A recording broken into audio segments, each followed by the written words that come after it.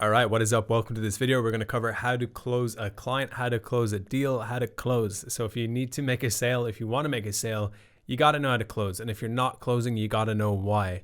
That is what we're going to cover in this video. I'm going to show you a really simple method that I use mentally when I'm in a sales conversation. So in person or on the phone, this is what I'm thinking in my mind about how to close a sale. It's a process that I go through throughout the sale that I know by the time that it comes to pitching my services, giving an actual price, that I have a really good chance of closing this sale. So I'm going to show you how to do that, how to close a sale in this video. Let's get into it.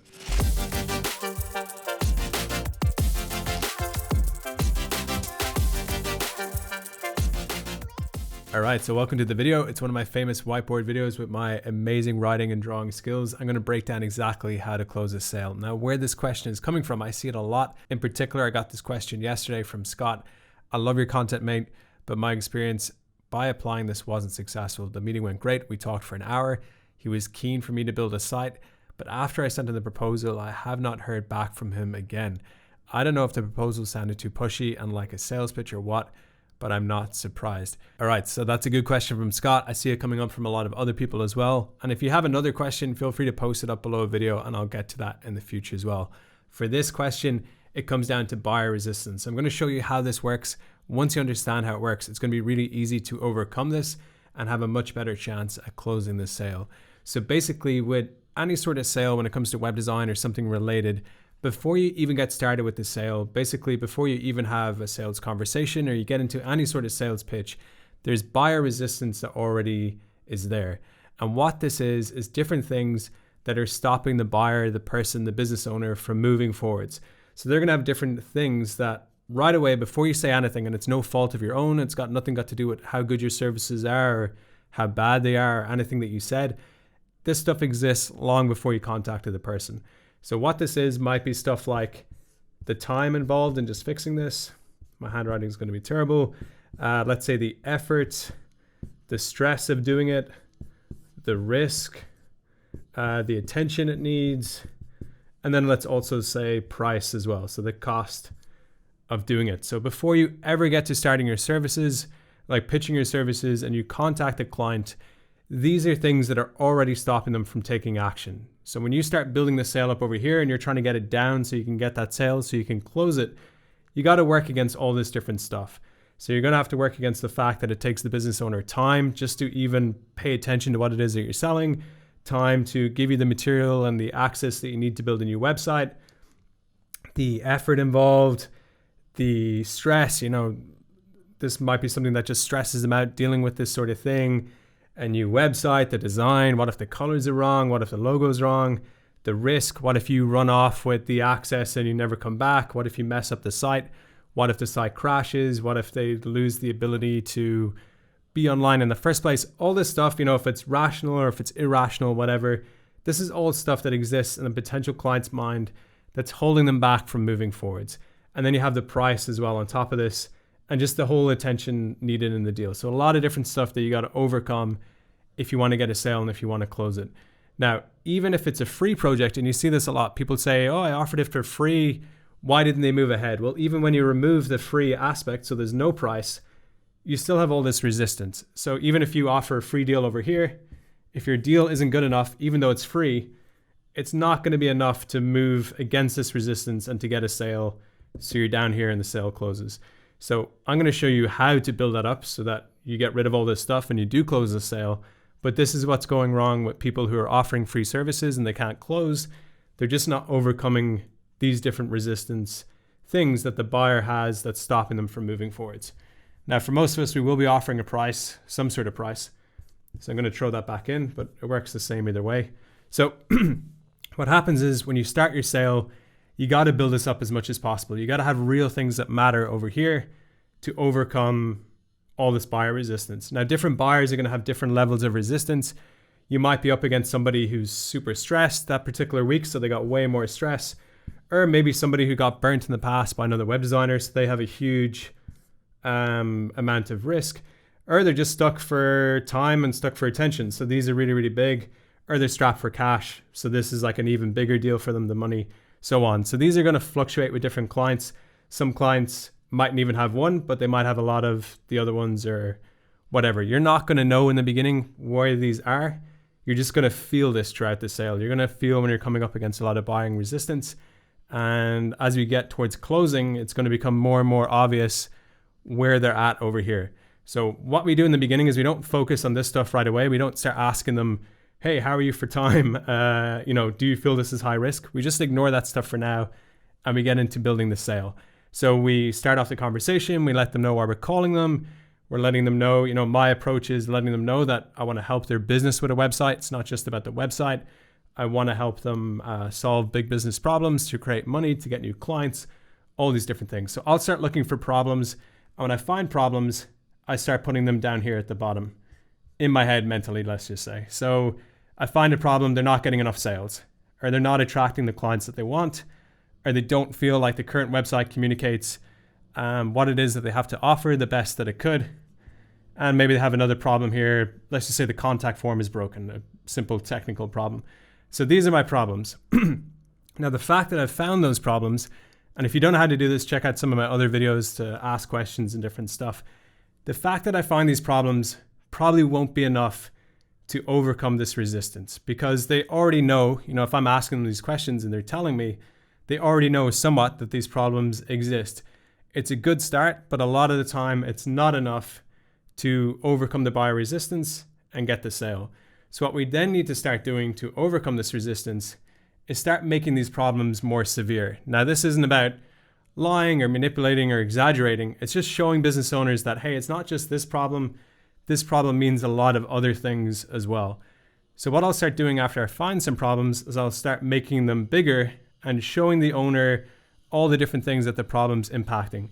So let's just say for this one problem, they're not getting enough sales. I might ask them all about that. So, okay, you're not getting enough sales. How many sales would you like to be getting? Okay, and what would that mean for the business? And at the moment, not getting enough sales, how's that impacting the business? And what's that holding you back from doing? Where is that causing stress? What would you like to do with the extra money that you could be making for more sales? And basically what I'm doing is I'm showing them that it's not just the problem that they're already aware of. It's all these other different things that are added onto that problem that they probably also know, but they're not connecting mentally. So what we're doing is we're getting the problem and we're making this problem seem way bigger. Now, it is this big in real life. We're not lying or exaggerating.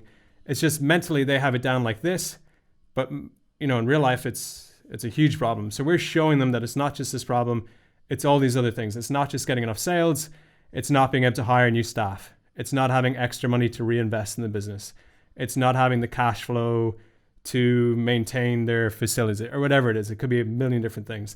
So we're showing them all the problems that comes from not having enough sales in the business. Then we move on to the next problem that we have, not attracting the right clients. So if they don't attract the right clients, now they're working with the wrong clients, and someone else is working with the right clients, and so on and so on. And we bring out the problem and we ask them a lot of questions to figure out the impact and the full situation and what's going on. And eventually we end up with a lot of really severe, hopefully, problems that they need to get fixed some point in the future. Now, sometimes this might be enough to create a good solid sale. We found some decent problems. We talked about the impact of those problems, everything that's going on. And we're, in our head, or either we've told them directly, we know that a website could fix this sort of stuff, could really, really help. So we might have enough here to go ahead and start closing the sale. We might feel like, hold on, this person isn't too stressed out. They have a lot of money in their business and they have a lot of problems, and those problems are really severe. They're impacting a lot of different things. So I feel in my mind mentally that if I start pitching my services and showing how I can get rid of all these problems, that this isn't going to be an issue and it's going to close the sale. But sometimes you might try to do this and it doesn't work. So this is kind of like in Scott's case. He had the sales conversation, that original question with this video. He thought he built it up enough, but he didn't. And you go to close and they might even say that, okay, yeah, sounds good. And then a week later when you contact them and you send their proposal, you never hear back. Or they're like, maybe in 6 months I'll let you know, or whatever. So they basically dropped off. Now this could be happening for a few different reasons, but probably what's happening is when you close the sale, you just about closed it. So there's just a little bit more weight over here than there was over here. So it just about closed. And in a few days or in a few weeks, maybe something happens. So maybe they lose some money in the business somewhere else. So now, I guess it should be going the opposite way. Now money is more of a problem than it was before. Or maybe they got an extra project and now they don't have any extra time that they thought they would. So maybe their attention problem just got way bigger. Or maybe they found something out about the project that they didn't know initially they were going to have to do. So now they see it as being more stressful or something like this. So basically something changes with a really like in the middle sale. And now this is back to being bigger than this. And they change their mind. So basically, if you don't find enough problems, this is the first thing that goes wrong with closing a sale is you don't have enough big problems that you just about close the sale. And within a day, within a month, within a week, something changes over here and the sale basically goes back and they change their mind and they contact you and they're like, hey, I got to shut this down for now. I can't do it. Maybe I'll come back to you in the future. Or if something changes in a big way, they're like, hey, I'm not interested. I don't want this anymore. I've changed my mind. Don't call me again or whatever. So basically what's happening is you didn't find enough problems to have like a really, really solid down here close. So what happens is it's just kind of like a little closed, something changes and it goes back. This isn't obviously what you want. So how to prevent this is two different ways. One, with these problems, these are like general problems that exist in the business. So it's really good that you get to this stage that you find big problems and that you find all the impact of those problems. And again, if you don't know how to do this, comment up below. I'll link you to some of the other videos on my channel. But you find problems asking questions, then you ask more questions to find out the impact of those problems. So if you have some good stuff here, but it's not enough to make it a really solid sale, you got to step it up a notch. And the first thing that you do is you focus on urgent problems. So let me just write this here. So some of these problems are really important for the business. They got to get it fixed over the next, 2 months, 4 months, a year, whatever. But other problems are a lot more urgent. They got to be fixed right away. So when you know the urgent problems, you really have to narrow in. Let me change this. You really got to focus in on what is the big problem that's next. So the massive thing that gets people to take action and to keep taking action is that they're in pain. They're in severe pain with their business. Something is not good and it needs to be taken care of right away. So some of these problems are problems like 6 months from now. So let's just say these two. But some of these other problems are problems that are like hurting them right away. Right now it's an issue. Let's say the cash flow thing, they're just not making enough sales. That is an urgent problem that needs to be fixed. So when I'm selling, if I don't feel like it's closing or if it's not closing strong, because remember, I want to close it strong so that in a day from now, they don't contact me back and change their mind, which is what happens with a weak close. I want to close it strong. So as I'm closing, what I'll do is I'll start figuring out which of these problems are the most important problems straight away for the business and why. You got to have both sides. You got to know which is important and why it's important. So I'll ask them, hey, with the cash flow thing, how's that hurting you right now? This would just be a question as we're going through the sales process. I'm starting to do this in my mind, focusing on the problems and finding out what's the urgent problem. So I'll say, okay, you're not making enough sales right now and that's impacting, your ability to do this. So how's that hurting the business right now today?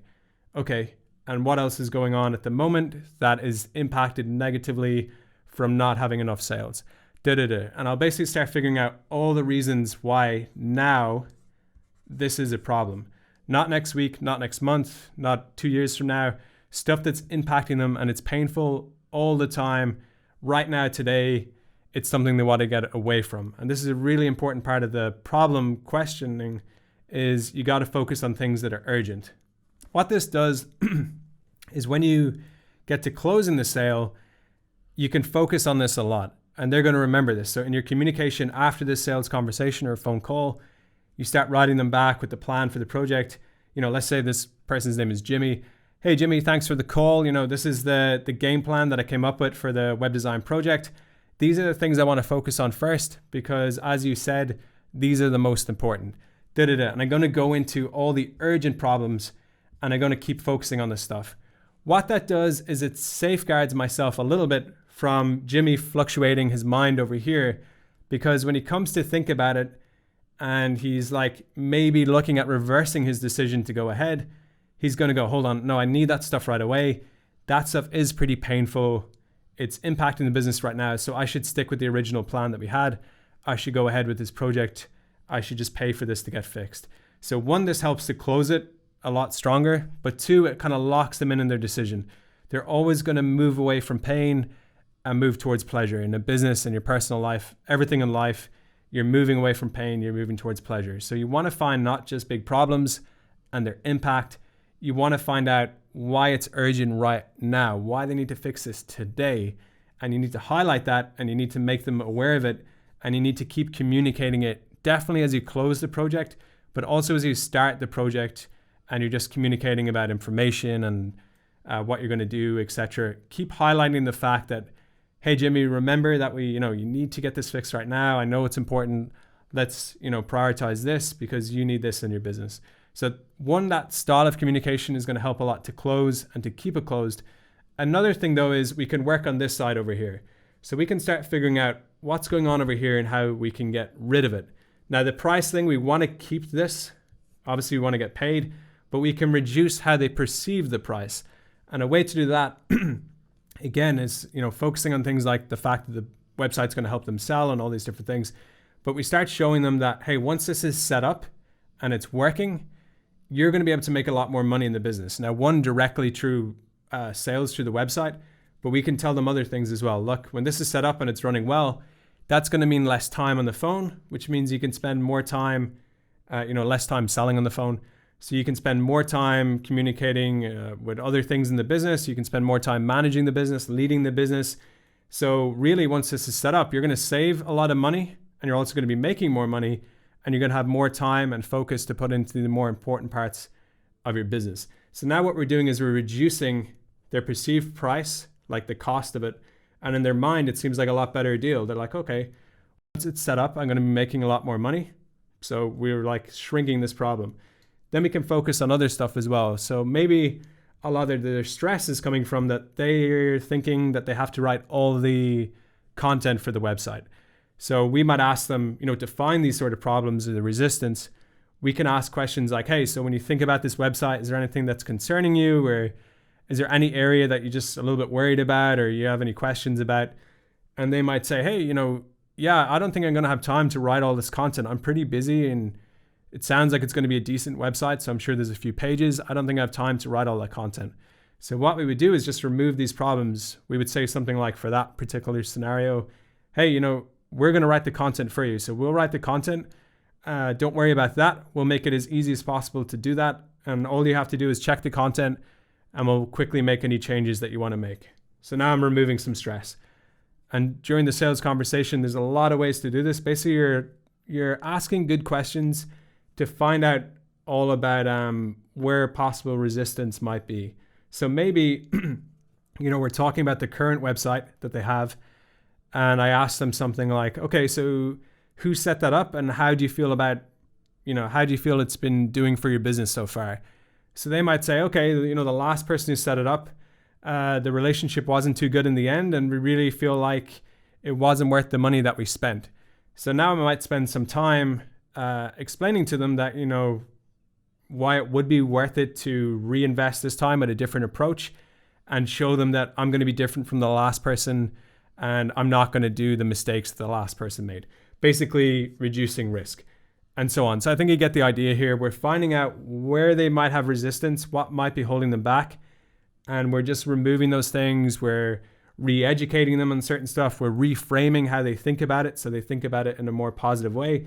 And we're basically shrinking down all the stuff on this side, all the resistance that they might have. At the same time, we're finding better problems that are more severe, the impact of those problems, and we're building this up and up so it's bigger and bigger, and we're reducing this down so it's smaller and smaller. Eventually, we get to a point where it's really, really clear that this deal is worth so much more, has so much more potential than basically doing nothing. And that's the main competition in web design that you're up against, is not other web designers and other stuff. It's the fact that they probably just don't want to do it in the first place because they have so much resistance, and they just see the advantage of doing the project as being really, really small. So we need to build it up in their mind, make this such a good idea to move ahead that it's going to help them sell. It's going to fix all these different problems. It's going to get them out of the pain that their business is in right now today. It's also going to help with other stuff that they're trying to do in the future. It's going to put things back on track that have been broken for a long time. It's going to help bring in the new clients that they want to work with. It's going to help them reach their goals for the next 6 months. All this different stuff. We're building it up. We're making it much more bigger than just a website project, just a little design. We're turning this into something that's really going to impact, help the business, solve some big problems, create some huge cash flow. So this thing is getting huge over here, the potential of doing this project. And then at the same time, we get to work with removing the resistance that they have. We change how they look at the price from a cost to an investment. We show them why spending money on this is definitely worth investing in, because it's going to mean all these different things. We reduce their risk of, their perception of risk with this project. We try and remove any stress they might have at moving ahead. We'll tell them we'll take care of it. Don't worry. We'll make it as easy as possible. We let them know with time that don't worry about that. We're going to do most of this by ourselves. We need minimal input from you. The input that we need, we'll make it as simple as possible. All these different things. The effort, we're going to do pretty much all of it. We will need some stuff, but we'll make that stuff as simple as possible. It doesn't require too much attention. We'll make the process at the end for you to review and to make any small edits to the site as simple as possible. It's an investment. Perfect. So this is getting really, really small. This is big. We solidly close the site. So I know this is all over the place by now, but this is the process that I'm using. Throughout the sale, I'm not just finding some little problems over here. Let me rub this out. I'm not just finding some little problems over here and hoping that's enough and it doesn't close. I'm also not finding some little problems and a few big problems, and then the second that they're like kind of interested and it's starting to move, I'm like, okay, let's do it. And I don't build up a solid close. So this is where a lot of people get to just when the scale is starting to tip and they think, hey, it's closed. This deal is in the bag. I've got this. And then they head off.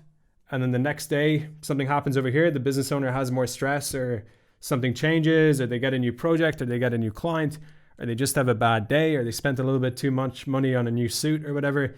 And now this gets a little bit bigger and the sales back off. So close it solid. Don't close it weak. Get some problems. Figure out the impact of those problems so it's even bigger. Make it urgent. Focus on the stuff they need to get fixed right away. Big business things that you can help using a website. Now it's even bigger. And then go back over here. Ask them about things that they're worried about, the previous experience, any perceived issues they might see with a project like this.